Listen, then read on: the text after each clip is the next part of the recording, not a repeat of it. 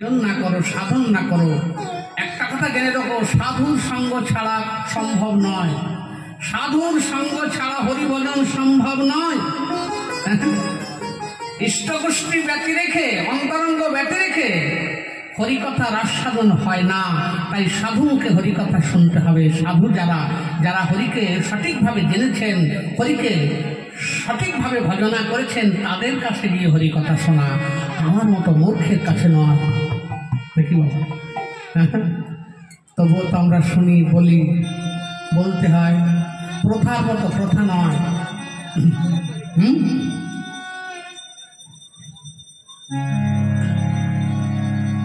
রতি কয় প্রকার বাবা? রতি রতি তিন প্রকারের। নিষ্ঠা রতি, মধুর রতি, আনন্দ রতি। তাহলে গুরুতে কোন রতি? নিষ্ঠা রতি। বৈষ্ণবে কোন রতি? আনন্দ রতি। কৃষ্ণে কোন রতি? না মধুর রতি।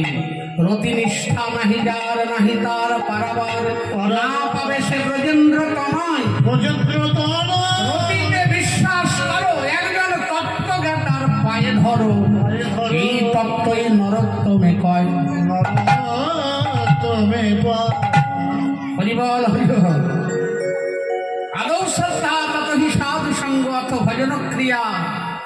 অনর্থ নিবৃত্তি শেখ আছে না শাস্ত্রে? শ্রদ্ধার এক মান বিশ্বাস। শ্রদ্ধা শব্দে কহে কৃষ্ণের সুদৃঢ় বিশ্বাস।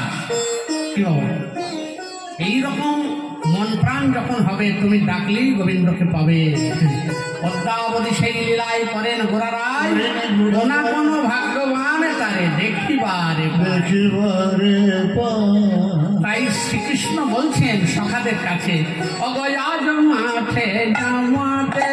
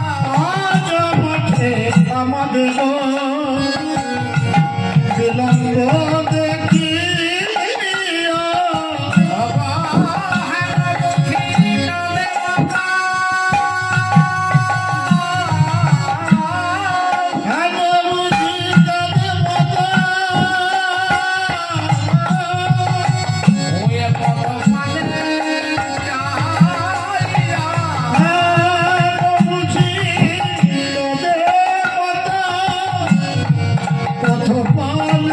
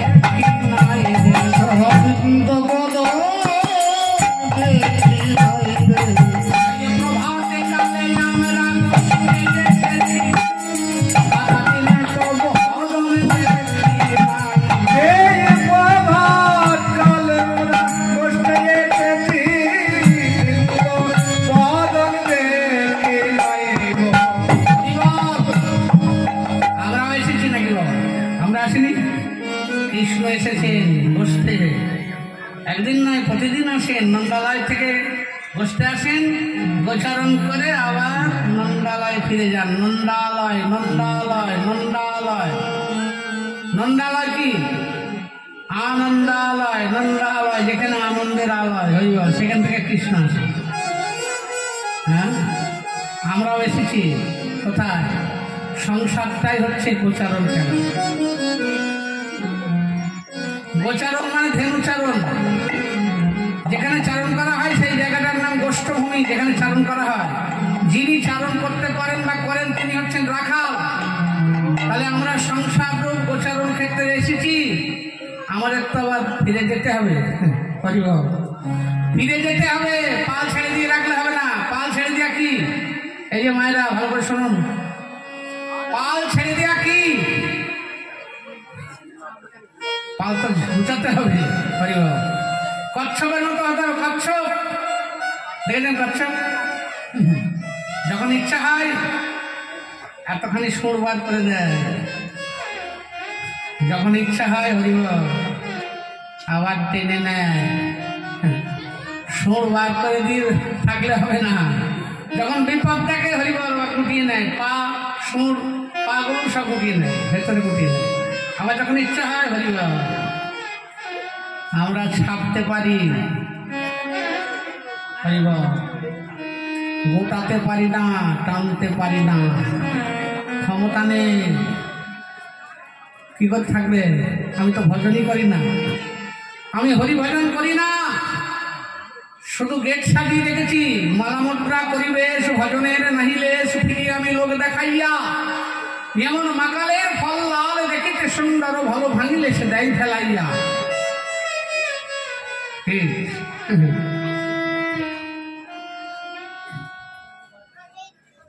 ঠাকুর রামকৃষ্ণর কাছে নরেন বলছে, ও ঠাকুর তুমি তো বলছো পালগুলো গোছাতে, কি করে গোছাবো?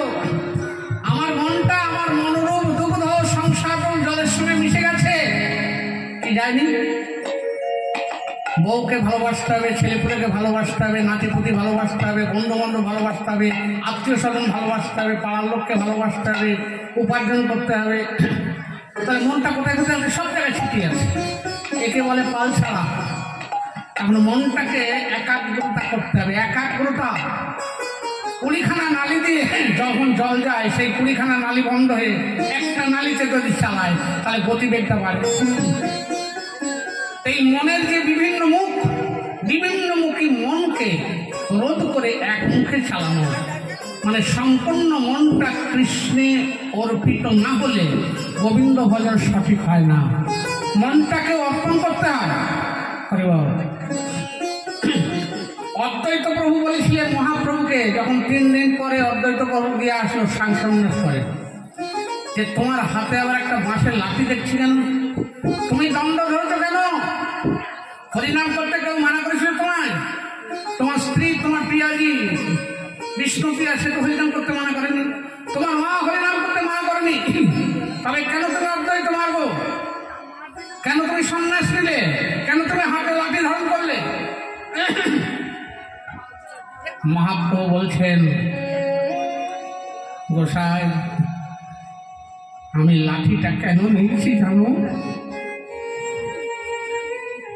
আমার মন পশুটা কথা শোনে না, আমার মন পশুটা কথা শোনে না, আমার মন পশুটা কথা শোনে না, আমার মন পশুটা কথা শোনে না। তাই তো দণ্ড ধারণ করেছি, মন পশুটা কথা শোনে। আমি তাইতে দণ্ড ধারণ করেছি, মন পশুটা কথা শোনে না। তাইতে দণ্ড ধারণ, আমার মন পশুটা কথা শোনে না। আমি তাইতে দণ্ড ধারণ করেছি, মন পশুটার কথা শোনে না। আহা, আমি তাইতে দণ্ড ধারণ করেছি, মন পশুটা কথা শোনে না। আমি তাইতে দণ্ড ধারণ করেছি, মন পশুটার কথা শোনে না।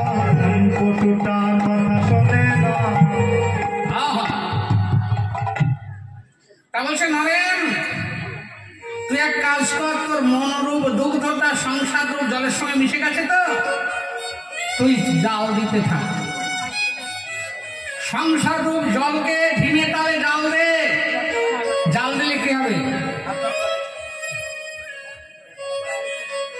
জল মেশানো দুধ জাল দিলে কি হয় না, জলগুলো সব উঠে যায়, খাঁটি দুধটা পাত্রে পড়ে থাকবে। তাহলে মনোরূপ দুগ্ধ সংসার জলের সঙ্গে মিশে গেছে জাল দে। জাল দিতে দিতে যখন জলগুলো যখন বাষ্প হয়ে উঠে যাবে, তখন সাধুগুরুর দরজায় দরজায় ঘুরবি। যদি কোনো সাধু একটুখানি ভক্তির সাজা দেয় দয়া করে, সেই সাজাটা ওই দুধে লাগিয়ে দেবে। এখন তোর মনোরূপ দুগ্ধ দধিতে পরিণত হবে, দই হয়ে যাবে। যখন দই হয়ে গেল, তখন কৃষ্ণই অনুরাগের দড়ি দিয়ে ধীরে ধীরে যদি তুই মন্থন করতে পারিস, ওই দড়ি থেকে এখন মাখন উঠবে। সেই মাখনটা যখন উঠবে, সেই মাখনটা এবার সংসার রূপ জলের ওপর ছেড়ে দে, দেখবি ভেসে ভেসে ভেসে বেড়াবে, ভেসে ভেসে ভেসে বেড়াবে, ভেসে ভেসে ভেসে বেড়াবে, ভেসে ভেসে ভেসে ভেসে বেড়াবে। জলে মাখনে এক হবে না, ভেসে ভেসে ভেসে বেড়াবে। তখন জলে মাখনে এক হবে না, ভেসে ভেসে ভেসে বেড়াবে। জলে মাখনে এক এক হবে, ওর মন মাখন তো ডুববে না রে। হরি হরি হরি ও, ওরে মন মাখন তো ডুববে না রে। জলে মাখনে এক হবে না, ভেসে ভেসে ভেসে বেড়াবে, ভেসে ভেসে ভেসে বেড়াবে। জলের উপরে মাখন ভেসে বেড়াবে, ও আর এক হবে না। এতদিন দুধ ছিল তাই জলের সঙ্গে মিশে গেছে, এখন মাখন করতে হবে, গাঢ় করতে হবে। পাতলার দাম কম, গাঢ়র দাম বেশি, নাকি বাবা? এত গোয়ালপাড়া তো নাকি ঘোষপাড়া, এরা ভালো জানে। পাতলার দাম কম, গাঢ়র দাম বেশি। রসের দাম কম, গুড়ের দাম বেশি, নাকি বাবা? তাই তো নাকি? রাস্তা দিয়ে আস্তে আস্তে দেখলাম দুনিয়ার খেজুরটা। রসের দাম কম, গুড়ের দাম বেশি। কেন দাম কম? কেন? ওর মধ্যে অনেক নোংরা থাকে। ওই যে যখন জাল দেয় না, গাছ উঠে যায়, গাছ নোংরা। আবার গুড়ের দাম কম, চিনির দাম বেশি। আবার চিনির দাম কম, মিষ্টির দাম আরো বেশি। যত কঠিন হবে, যত গাঢ় হবে, তত দাম বেশি, স্বাদটাও বেশি, তাই না বাবা? আগে রস রস করলে হবে না, আগে রস করলে হবে কি বাবা? আগে রস পাওয়া যায়, তাহলে আগে কি? আগে কি? এরা কথাই বলে না। আগে বীজ, তারপরে আখ, তারপরে রস, তারপরে গুড়, তারপরে চিনি, তারপরে মিষ্টি। আগে রস রস করলে হবে? আগে বীজের সন্ধান করতে হবে, বীজ। হরিবল, কথাই কথা আসে, বলবো বলবো। আবার এরা মনে করছে লোকটা বক বক বক করেই যাচ্ছে, থামলে বাঁচতাম, এরা মনে করছে কতক্ষণ বক বক করবে, থামলে তো বাঁচতাম। এরা মনে করছে না তো? কি বাবা? এক ভদ্রলোক একজনের বাড়ি গেছে, বুঝলেন? এই গ্রামে যায় না, সকালবেলা, ও দাদা, বলে কি? বলে দুটো গমের বীজ দেবেন। তা কথাই বলছে না, বলছে কি গো, দুটো বীজ দেবা, গম বুনবো। তো বলছে তোমার তো আটকেল মন্ড নয়, জ্ঞান কাণ্ড বলে তোমার কিছু নেই। বলে কেন? আজকে একাদশী, বৃহস্পতিবার, তুমি বীজ দিতে চলে এসছো। বলে তাই তো, সত্যি আমার খেয়াল নেই, ভুল করছি। তা সেই লোকটা যাওয়ার সময় মনে মনে বলছে, এই বেলায় তো খুব জ্ঞান আছে, আজকে একাদশী, একজন বিশ্ববার, আজকে বীজ দিতে নেই। এই বেলায় জ্ঞান আছে, ও বেলায় তো সেখানে থাকে না, থাকে বৃহস্পতিবার, একাদশী, দ্বাদশী দিন না রাত্রি মানো না, দিতে পারলেই বছর। গোলায় আছে কিনা তার সন্ধান দাও না, দিতে পারলেই বছর। এবেলায় জ্ঞান, ওবেলায় জ্ঞান নেই কেন?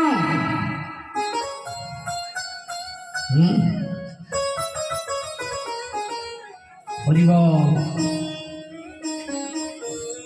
ফুলের গন্ধ যদি পেতে হয়, ফুলের গন্ধের আস্বাদন যদি পেতে হয়, তাহলে ফুল চিরকাল থাকে না, ফুল আসছে বৃক্ষ থেকে, বৃক্ষও চিরকাল থাকে না, শুকিয়ে যায়, মরে যায়। বৃক্ষ আসে কোথা থেকে? বীজ থেকে। আগে বীজের সন্ধান করতে হবে, বীজের সন্ধান করতে হবে, বীজের সন্ধান করতে হবে, বীজের সন্ধান করতে হবে। কি বল, তাই তো নাকি? প্রাকৃত জগতের বীজ যেমন ঔষধ পাতি দ্বারা আবরণী রাখতে হয়, নাহলে পোকায় নষ্ট করে, অপ্রাকৃত গুরুদত্তা বীজ, গুরুদেবের কাছ থেকে পাওয়া যে বীজ, সেটাকেও রক্ষা করতে হয়। কি নাহলে হবে?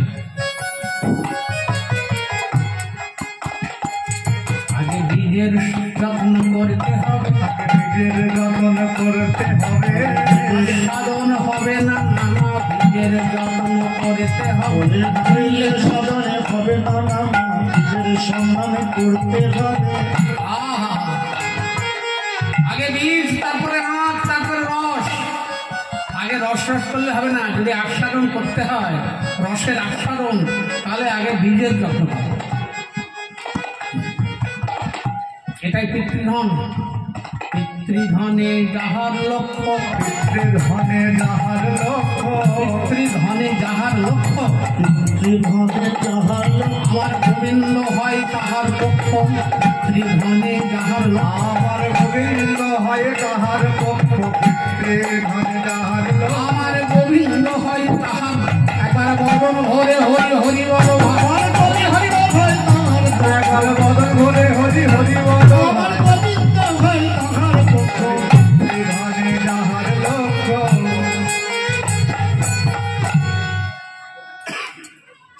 আজ মাঠে আমাদের বিলম্ব দেখিয়া, বিলম্ব দেখিয়া বলরামে দাস কহে শুনি কানাইয়ের বল, সকল রাখাল মাঝে পড়ে পরে ও তর, একটা দঠুকি তাল গান।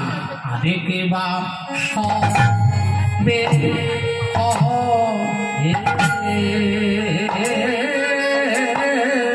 ভাই গো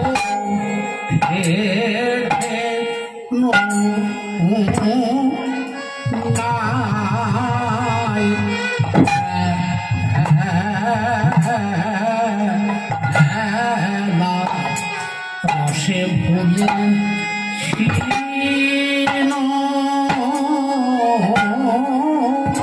মরি মরি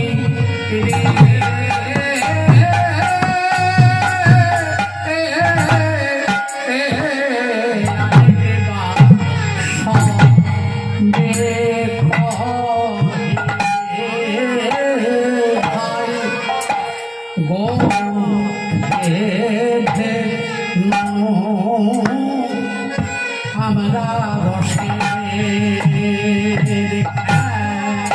লাই ফুলেন ছিলামে আমরা রসে খেলায় ফুলে ছিলাম, রসে খেলায় ফুলে ছিলাম, রসে খেলায় ফুলে ছিলাম।